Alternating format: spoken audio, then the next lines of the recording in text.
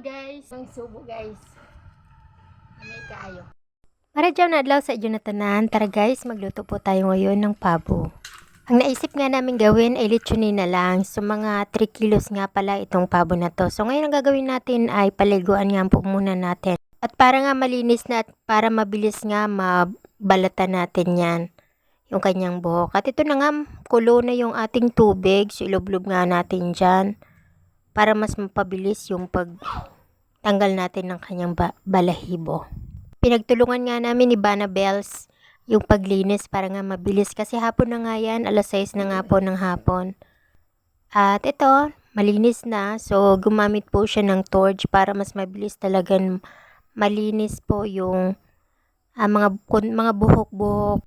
Nakita ko lang din pala yan sa isang vlogger. So, bumili na rin po kami kasi meron naman dito. Mura lang pala yan. Nasa 150 lang. At yan po, tinitimplahan na nga natin. Nilagyan lang natin ng bitchin, asin, merong bawang, sibuyas, at tanglad po. So, yun po yung pampabango.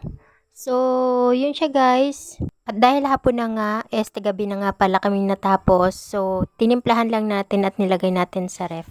At para nga talagang malasa siya. Syempre, nag-prepare na rin kami ng mga kakailanganin bukas. So, kumuha kami ng kajawan or kawayan para dyan po natin tinosok. Syempre, yung ating mga bunot, yung mga bao.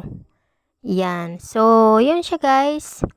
Inuumpisa na nating paikot-ikutin at dapat nga sakto lang yung apoy o sakto lang yung mga gatong para hindi nga masunog. So, ikot-ikot lang.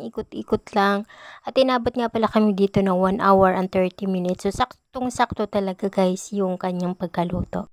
At habang nga nagpapaikot-ikot si Banabels dyan, so tayo naman po ang naglalagay ng mga bunot o yung gatong po. At para nga tuloy-tuloy yung apoy. At syempre, kumuha na rin po tayo ng mga konting gulay. Meron tayong okra, meron tayong talong at yung dahon ng kamote. So, lalagayin lang natin para naman meron konting gulay. At dyan nga lang tayo sa likod niyan mangungumuha dahil dyan lang din yung ating mga taniman. At sa puntong ito ay malapit na ngang maluto at nag-brown na nga siya. At habang ang iniikot-ikot natin yan ay nilalagyan din po natin ng toyo na merong asukal para nga malasang-malasa yung balat. At dahil nga nainip na yung batang to sa kanyang pinapanood, ayan, lumabas na nga at pumunta na nga dito sa ating nililitsyonan. At ayan na nga guys, tsaran! Luto na nga po yung ating lechon, pabo, or turkey. So, ready na po tayong kakain. Itadakimasu! So, hello guys!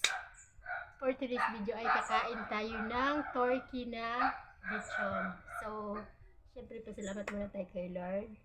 Yan, thank you Lord for this wonderful na day. At yan, so start na tayong kumain guys. Yan.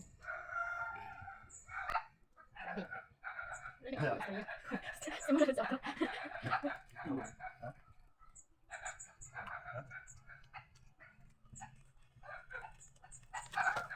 Yan. Mag-unang sagot tayo. Unang sagot. Okay, so?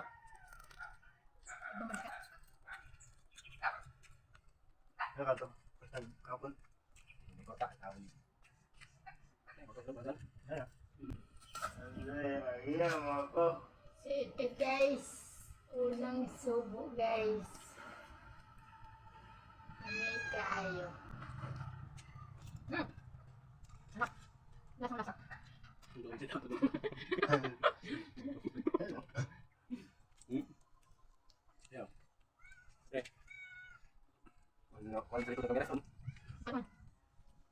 Kasi mga ano natin guys, yung gulay natin ay tanim lang natin. Diyan sa likod guys. Ang talong. Tapos meron tayo dito ayun, sauce.